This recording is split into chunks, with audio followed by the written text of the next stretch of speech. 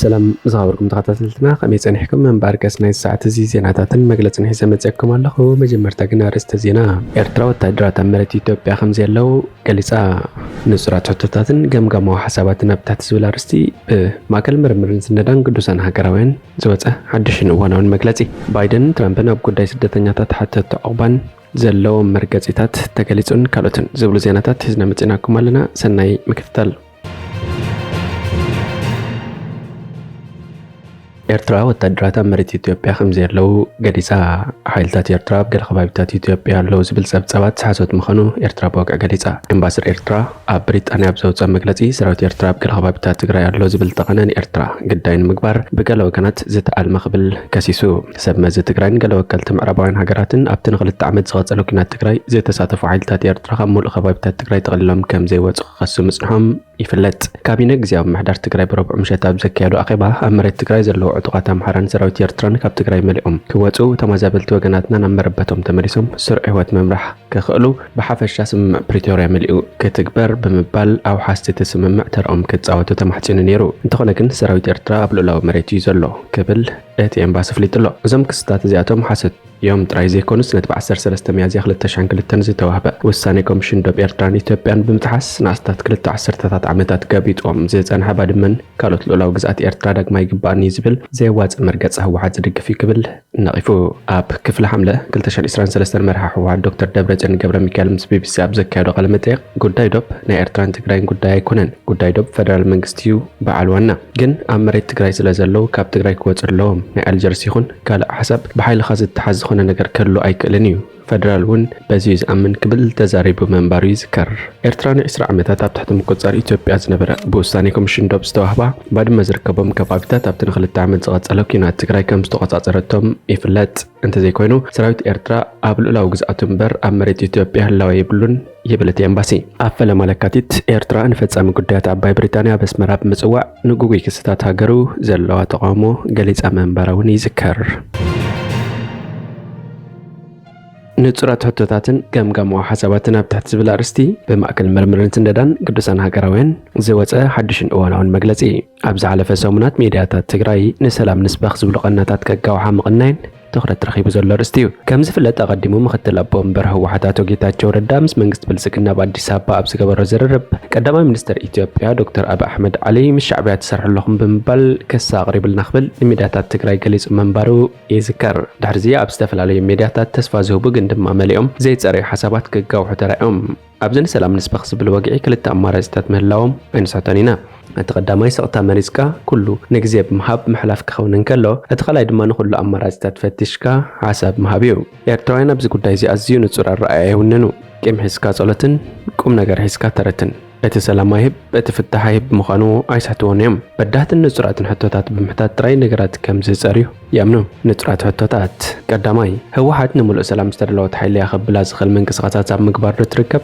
ኬነርቲ ኣብ ሚድያታት እትፃወቶ ፀወታ ኣብ ባይታ ክጭበጡ ዝኽእሉ ስጉምትታት ኣብ ምውሳድ ዶ ትርከብ? ከም ኣብነት ህወሓት ተቃወምቲ ኤርትራ ዝበለቶም ባእተታት ኣብ መሬት ትግራይ ናብ ወፃኢ ሃገራትን ምምዋል ቀፂላቶላ። ዘለውና ሰነዳት ከም ዘመላኽትዎ ኣብ ልዕልቲ ኣብ ደገ ዝነብር ህዝብና ዝካየዱ ዘለዉ ሽበራዊ መጥቃዕትታት ብህወሓት ዝምእዘና ሚድያታት ሙሉእ ድጋፍ እንዳገበራ ይርከባ። ንምንታይ ዕላማ?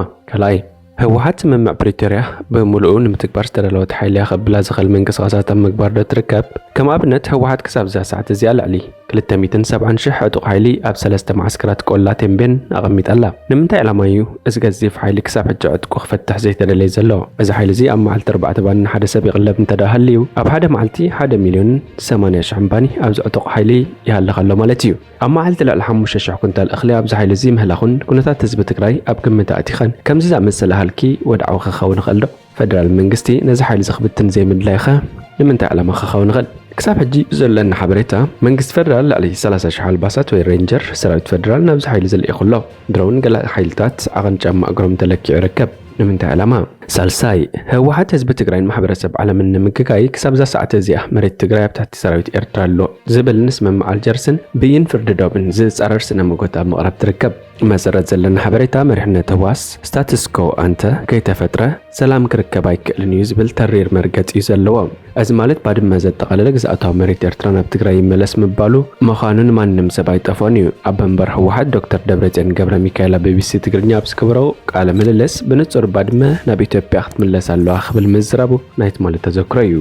ራብዓይ ህወሓት ብሰንኪ ወልቃይትን ሕሞራን ደጊማ ኣብ ግጭት ክኣቱ ከም ዝኽእል ምግምጋማ ሙሉእ ሓበሬታ ኣለና። መሰረት ዝሓበሬታ ህወሓት ንስልታዊ ወይ ታክቲካል ዕላማታት ክትብል ምስ ኤርትራ ሰላም ክገብር ትብል ምህላዋን ምእማን ኣይንግድድን ዶ?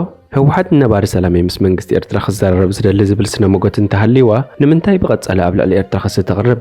ንምንታይ ከ ምስ ኤርትራ ዝግበር ናይ ሰላም መስርሕ ብመንግስቲ ፌደራል እምበር ብክልል ትግራይ ክፍጸም ኣይከኣልን ዝብል መርገፂ ዶክተር ደብረጽዮን ገብረ ሚካኤል ሕጂ ክቕየር ተደልዩ።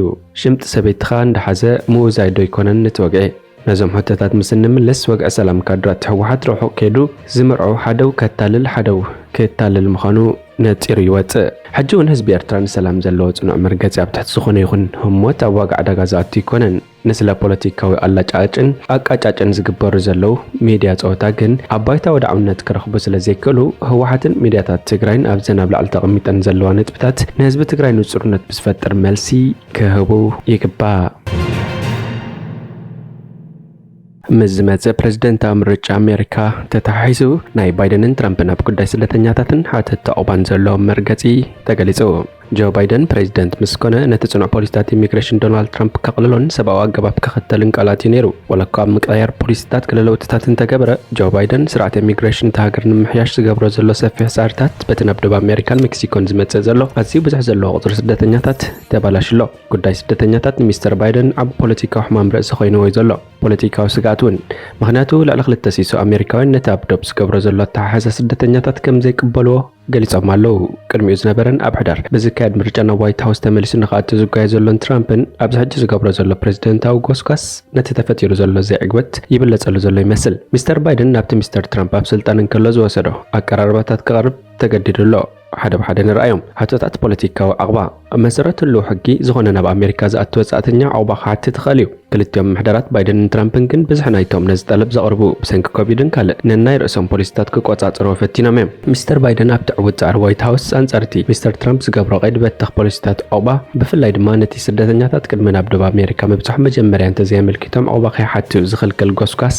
أكيدو إنه سغب زمات زلون غفيتاكن محدر بايدن سلف الديمقراطن مسناي ترامب مساسل حدش شحطوتات أوبا حساب غريبة مالو نابنت نقدبات أقبا سنيو قبل الدوبات مساكرتات معالتا وكدب مفتر نيرو التقادب مسبتحا حتى التعوبا متمرسو نيروم بايدن نتدب كعاتو كفك أدلو كم زنبورة تزاربو أزدما أبقانو أبلوت الله كالا حق محدار بايدنون ببزح سدتنياتات أمونكم أتو دبات أبزر كبادوباو نقطاتات بزي حقاو من قدن تبتحهم وواقعاتو بقعتا يكون المالتيو كالاي محرت مقبر بمحدارات بايدن ترامبن مبزحتي كزي أب محرت كمتسن كرلو استفلالي مرقاتي يزلو منقستي سدتنياتات ولا فيزان تزيبلهم وين فيزا خبقون تزيكيلهم ناب أمريكا خاتو يفكد إذا أقباب محرت وي بارول كابشان جعت 250 جميرو أب كبريز نبرا خوينو أبوان محدار بايدن جنب عبيو زيادة يتكاملو سلاز نبرا كاب ريبابليكانن مستر ترامبن بزوح نقفتاتات أسئبلهم إذا دما نتوم استأسر سدتنياتات سبعة محرت زتقالل كوينو بفلاي أب عندهم سدت ويسكيات ويفرح كم زلهم الرجاجات زوهابيو بتوسعين خم أفغانوين يوكرينوين فولي زكنة زلهم سبات فولين علامة زجبرنا نايم حالة مسرحات